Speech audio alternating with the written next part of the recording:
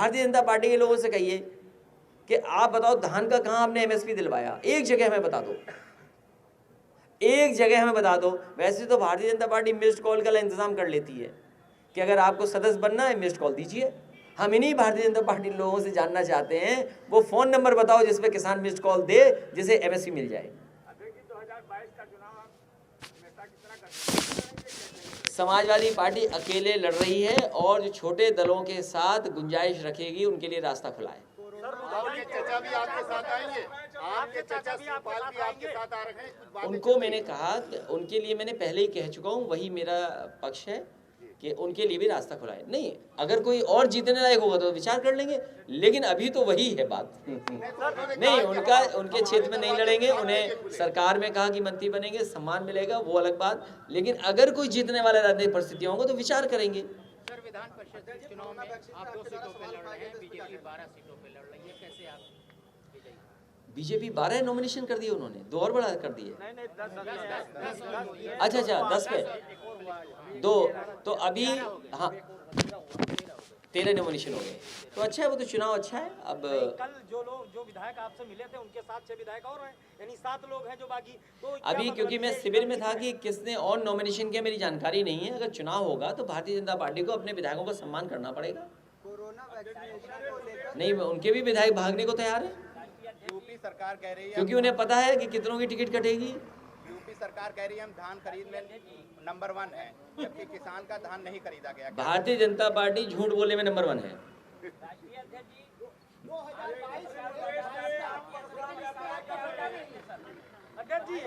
एक सवाल, सबका फोटो है लेकिन आप मुख्यमंत्री आपका फोटो। अरे हम यहाँ बैठे जब खींचोगे तो मैं ही आऊँगा ना पीछे।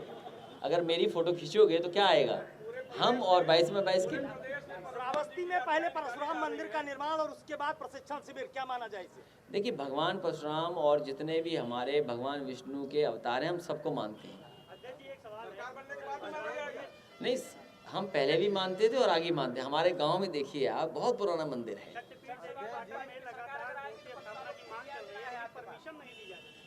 तो ये भारतीय जनता पार्टी के लोग बताएं कि क्या कर रहे हैं ये लोग।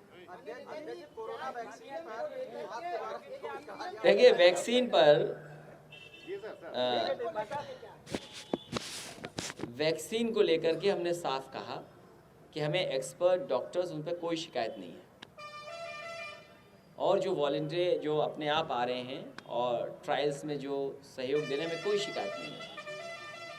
शिकायत केवल इस बात की है कि भारतीय जनता पार्टी की सरकार है वो बताए कि कब गरीबों को मुफ्त में फ्री वैक्सीन लग जाएगी और पूरे के पूरे प्रदेश के लोगों को किस तारीख तक वैक्सीन लग जाएगी। मान लीजिए अमेरिका है, सबसे ज़्यादा लोगों की जान गई है, वहाँ के राष्ट्रपति कह रहे हैं कि 100 दिन में हम 100 मिलियन वैक्सीन लगाएंगे।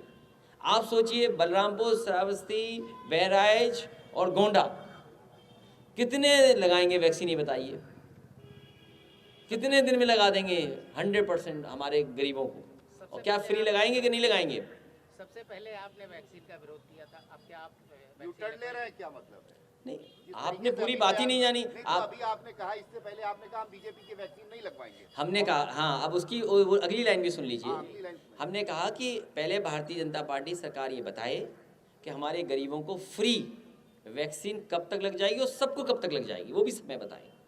और आने वाले समय में 1 साल बाद समाजवादी सरकार बन रही है, हम सबको फ्री लगाएंगे और हम भी लगवा लेंगे। क्या गलत कहा हमने? 2022 वैक्सीन को लेकर राजनीति है। भारतीय जनता पार्टी गरीबों को वैक्सीन फ्री नहीं लगाना चाहती। आपके वैक्सीन के सवाल पर रुधौली के विधायक हैं, अयोध्या से आए थे भ्रमण पर बलरामपुर, उन्होंने कहा कि अखिलेश यादव जी को बिना कुछ किए ही राजनीतिक विरासत मिली है, तो इस पर आप क्या कहेंगे?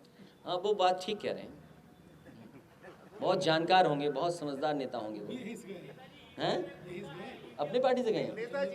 अच्छा, वो हो गए। अरे छोड़ो, कहाँ बात। अखिलेश जी, ये बताइए कि चाचा ने आपके कहा कि ईवीएम के सहारे बीजेपी बेईमानी कराकर चुनाव जीत रही है, आपका क्या कहना? देखिए, समाजवादी पार्टी के दिए हुए लैपटॉप आज भी चल रहे हैं, ऑन करोगे तो हम और नेता ही दिखाई दे रहे हैं। दिखाई दे रहे हैं कि नहीं दिखाई दे रहे हैं? तो आप सोचिए, अमेरिका जैसे में सवाल उठते हैं, वहाँ भी वोट बैलेट से पड़ रहा है। अभी बनारस में वोट बैलेट से पड़ा, बीजेपी हारी कि नहीं हारी? तो अभी लोगों को भरोसा नहीं है। इसको लेकर आप क्या विरोध कर रहे हैं? मैंने वर्कर से कहा कि सरकार बनाइए, फिर इसको आगे ले जाइए, क्योंकि उलझिए मत।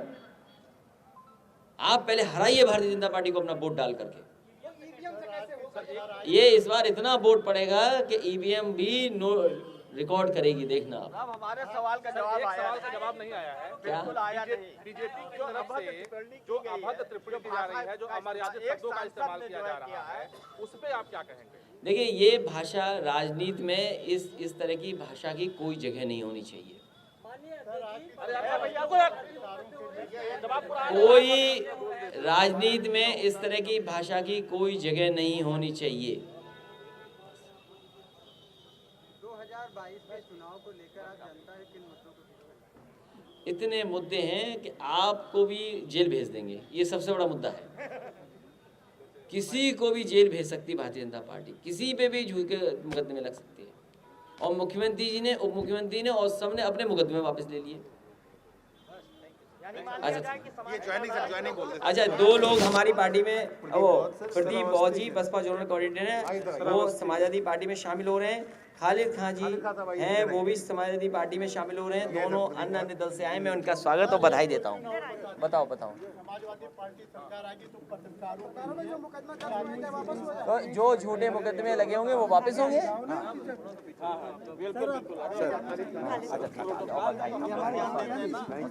हर जगह जाना पड़ता है, इसलिए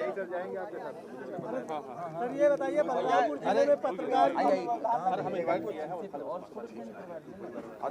चलिए, बहुत इंडिया न्यूज ने आपको इनवाइट किया था इटावा अधिवेशन 27 को। अच्छा, धन्यवाद। सर 27 को देंगे समय। मैं जा रहा हूँ, कल मिल लूंगा। बस ठीक है, थैंक यू।